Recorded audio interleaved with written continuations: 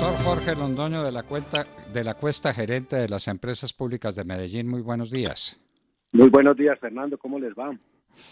Pues nosotros muy esperanzados en que las cosas en Hidroituango estén funcionando muy bien. Tenemos la buena noticia de las empresas aseguradoras comandadas por Mapfre que dice que cubrirán el siniestro. ¿Por qué no nos explica usted dos cosas? Primero, ¿cómo es eso de las empresas aseguradoras y hasta qué límite y en qué condiciones está previsto que cubran el siniestro? Y segundo, ¿cómo vamos? Y especialmente, ¿cómo vamos con el gran tema que es la casa de máquinas? Adelante, Sí, doctor Londoño. Fernando, con mucho gusto. A ver, empecemos por el tema de los seguros. La semana pasada, el lunes de la semana pasada, recibimos nota de cobertura por parte de Mapfre. Mapfre, en el mundo de las aseguradoras o con este tipo de seguros, cuando son tan cuantiosos, es una empresa que actúa como lo que se conoce como un fronting. Es decir, es con quien EPM tiene la relación comercial y con quien suscribe la póliza, pero realmente todo el soporte económico que hay detrás de la póliza está soportado, y perdón la redundancia, en el mercado reasegurador mundial. O sea, hay más o menos unas 15 o 16 compañías reaseguradoras que acompañan la suscripción de esta póliza con diferentes porcentajes, unas más, unas menos, pero son compañías europeas, asiáticas, norteamericanas, etcétera, de todo el mundo. Ahora, ¿qué es lo que significa esta nota de cobertura? Esta nota de cobertura lo que dice es, de alguna manera, de que estos seguros tienen unas cláusulas de exclusión. Ninguna de esas cláusulas se configuró en este caso. Quiere decir que tal vez uno de los mensajes más importantes es que no hubo negligencia ni dolo en las actuaciones de la empresa ni de sus contratistas. O sea, que el evento más bien es un evento de características accidentales o imprevisibles. Ahora, la póliza cubre tanto daño material como lucro cesante. En daño material, la cobertura máxima es de 2.550 millones de dólares. En lucro cesante, la cobertura máxima es de 628 millones de dólares. Hablo y subrayo la palabra máxima, es porque muy posiblemente estos valores no sean los que vaya a reconocer la aseguradora. Aquí lo que empieza hacia adelante es un proceso de ajuste en donde se levanta, y en el caso de daño material, se levanta todo un inventario de todas las afectaciones civiles, en las obras civiles, en las maquinarias, en los equipos.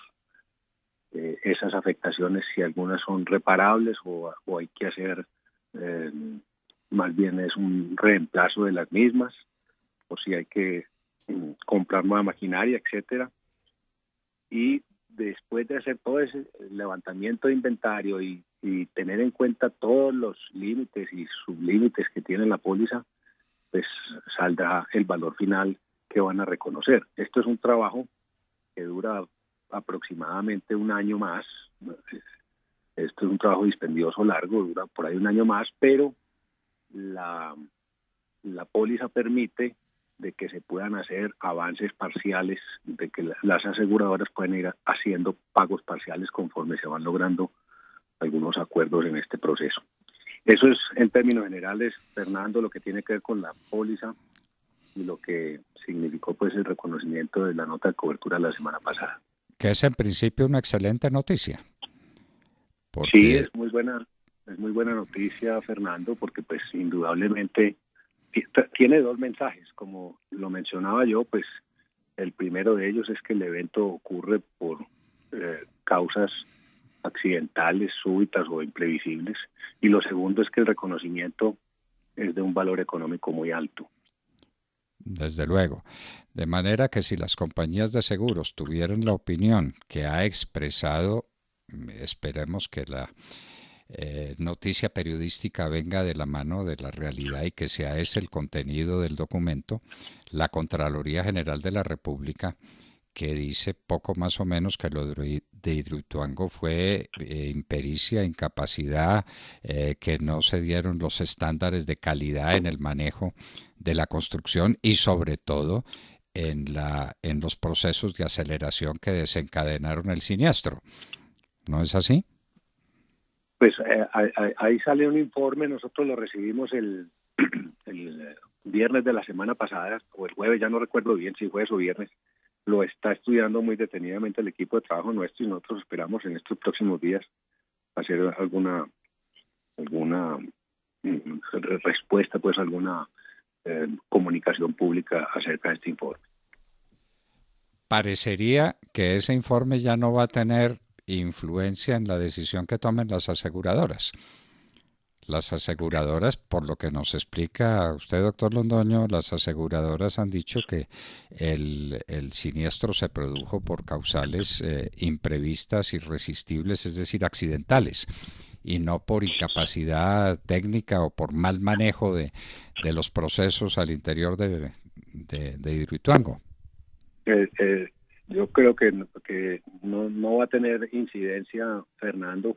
Las aseguradoras han venido estudiando en mucho detalle la información, prácticamente la misma información que en su momento recibió la Contraloría y toda la documentación que ellos han exigido, pues ya la han estudiado muy detenidamente y su informe interno de causa raíz pues permitió dar nota de cobertura de la póliza.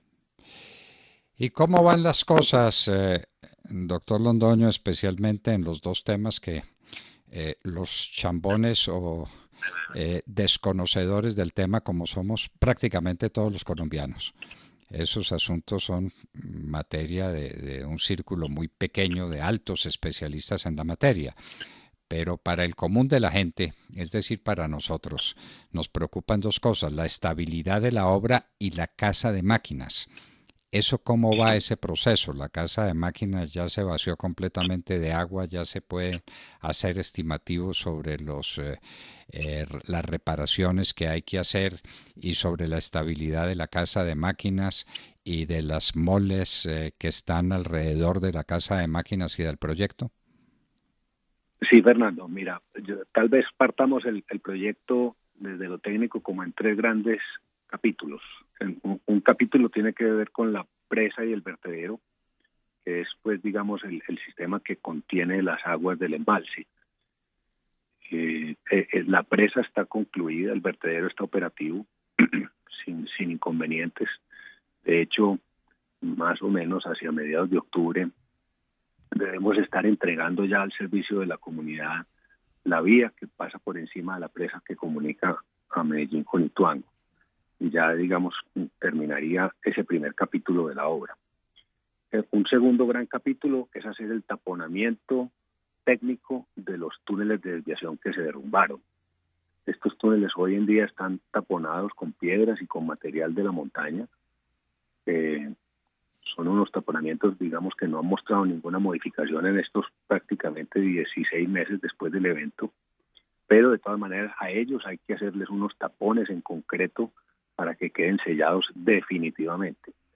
Hacer esos tapones en concreto, ya iniciamos unos procesos, son 2 túneles los que tenemos que taponar, ya se iniciaron unos procesos, pero ese taponamiento definitivo lo estaremos alcanzando más o menos hacia mediados del año entrante. Y el tercer capítulo es casa de máquinas, como tú lo preguntas, casa de máquinas y la estabilidad del macizo. Ya casa de máquinas está totalmente desinundada. Ya hay maquinaria pesada al interior de casa de máquinas haciendo remoción de escombros y de material y de piedras. Hemos logrado ya inspeccionar más o menos el 80% del complejo. Nos queda por ahí un 20% todavía por inspeccionar.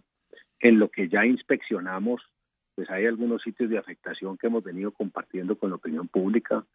Bien saben ustedes, la oquedad, la caverna que se abrió en los túneles de captación.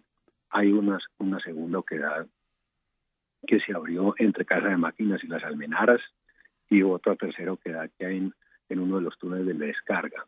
Esas oquedades ya se van a tratar, más o menos va a tomar un año hacer el tratamiento de esas oquedades, de esas cavernas, de esas cavidades, pues, un año haciendo el proceso de consolidación de estas afectaciones y un segundo año haciendo ya el montaje de las unidades de generación. Nosotros esperamos entonces hacia finales del año 21 tener la primera unidad generando. Otras 3 unidades estarán entrando en el 22, en el año 2022, 2 unidades más en el 23 y 2 unidades más en el 24. Ese es el plan que estamos trabajando, Fernando. Doctor Jorge Londoño, gerente de EPM, una gran preocupación obviamente es la posibilidad de nuevos derrumbes o nuevos deslizamientos. ¿Cuál es el comportamiento de la ladera y si ya podemos respirar tranquilos y decir que eso está consolidado y que no hay ningún motivo de alarma en que esa ladera, esa mole, ese macizo que está encima de Hidroituango se vaya a desprender y a causar un desastre? Sí, Fernando, nosotros tenemos indicadores de sismología y de movimiento interno del macizo y nos muestran desde que hubo el cierre de Casa de Máquinas total estabilidad. Allí no ha habido ningún movimiento interno que nos haga pensar que la obra no esté en condiciones estables. En ese sentido, estamos muy tranquilos. Ahora, en términos superficiales, bien saben ustedes, estos derrumbes en algunos casos todavía tienen movimiento de capa vegetal en la parte superficial, no en la parte del macizo.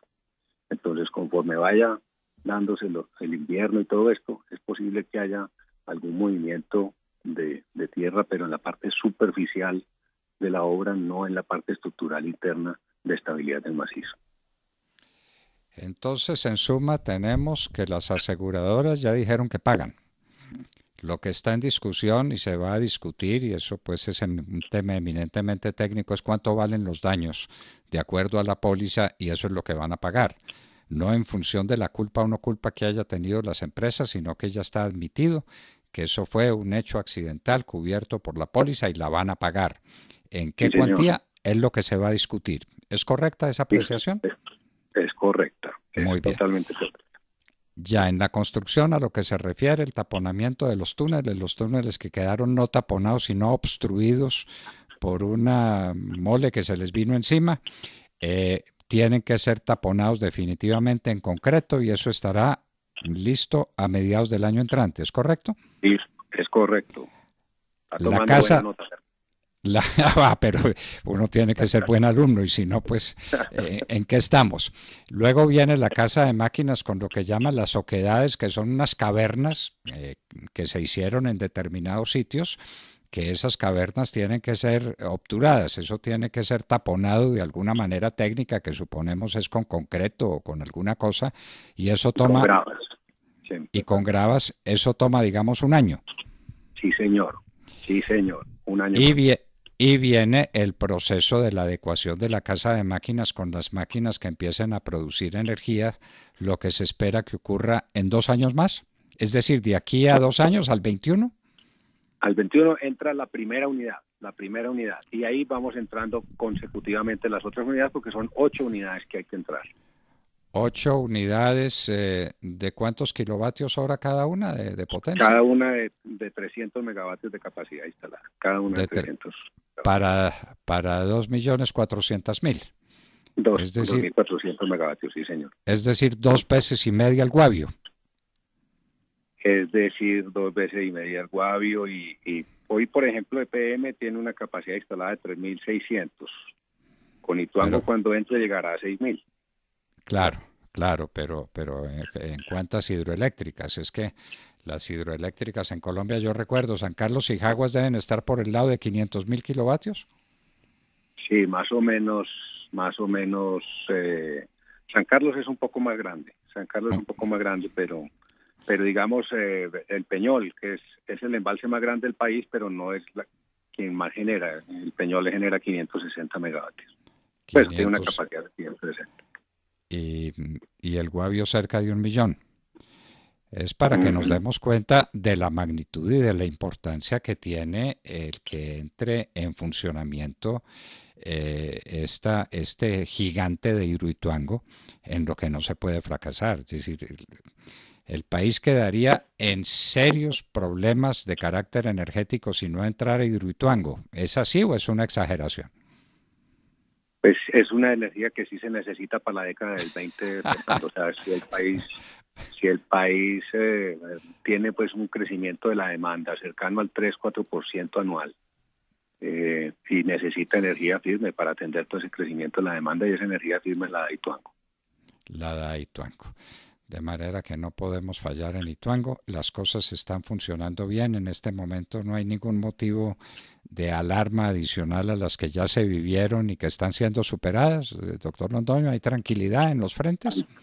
Hay tranquilidad, Fernando. Nosotros tenemos más de 600 indicadores, más de 600 instrumentos de medición, y ninguno nos está mostrando alarma. Y el río Cauca, aguas abajo, no tiene problema, eso se ha logrado recuperar, todos esas manifestaciones alarmistas, pues porque desde luego eso no es fácil.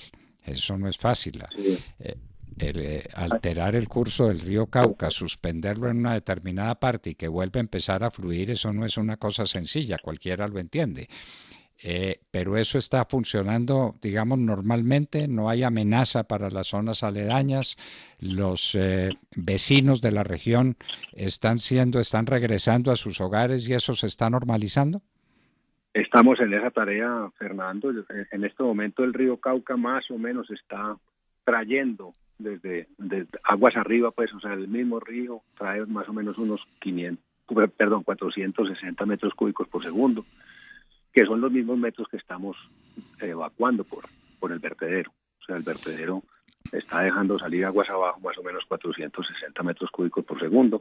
Ahora que va a empezar el invierno, va a ir Claro. aumentando paulatinamente, va a ir aumentando paulatinamente. Es posible que en algún momento de octubre o noviembre el vertedero esté evacuando caudales aproximados a 1.500, 2.000 metros cúbicos por segundo.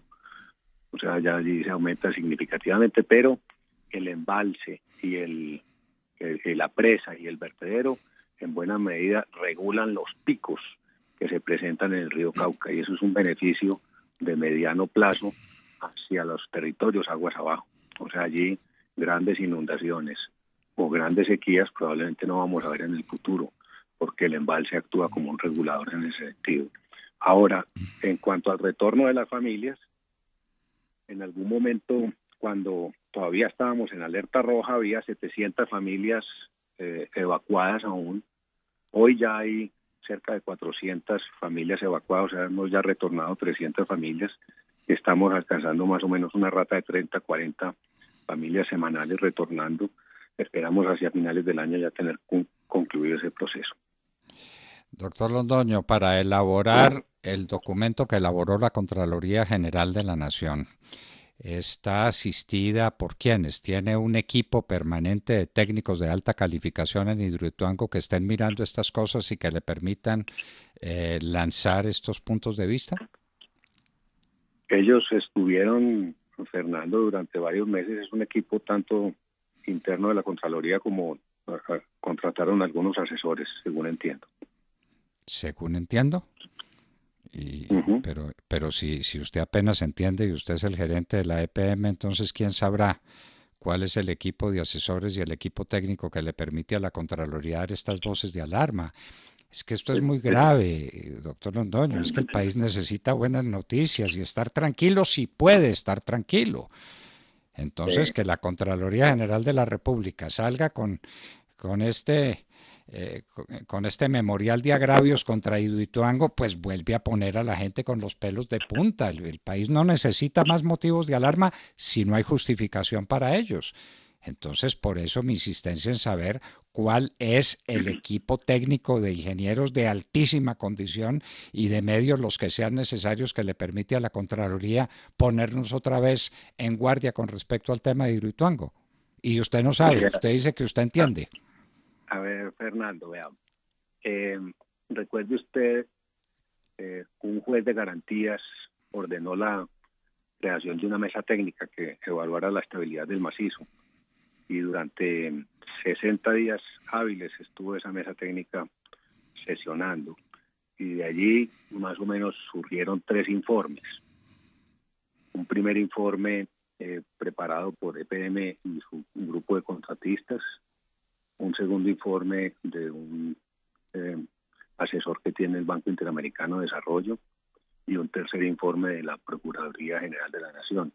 Los tres informes son coincidentes en decir que el macizo está en condiciones de estabilidad y que los trabajos que se vienen haciendo van en la vía correcta. ¿Y sobre las causas hay también coincidencia? Esto fue... Pues la mesa técnica no se concentró en determinar las causas, sino más bien la estabilidad del macizo en el presente y hacia el futuro. O sea, cuáles eran las condiciones de seguridad que revestía la obra, tanto para las comunidades aguas abajo como para el medio ambiente. ¿Hay alguna autoridad que esté estudiando a fondo ese tema de las causas del siniestro? ¿La Fiscalía o la Procuraduría o quién está haciendo ese estudio? Pues en principio esa es la tarea que llevó a cabo la Contraloría, Fernando, pero está en esa primera fase, que es la fase de auditoría. Ya una vez producido este informe de auditoría pasa al informe de responsabilidad fiscal o al área de responsabilidad fiscal en la misma Contraloría, y allí pues empezará pues todo este levantamiento de pruebas y toda esta discusión pues que seguramente tomará bastante tiempo.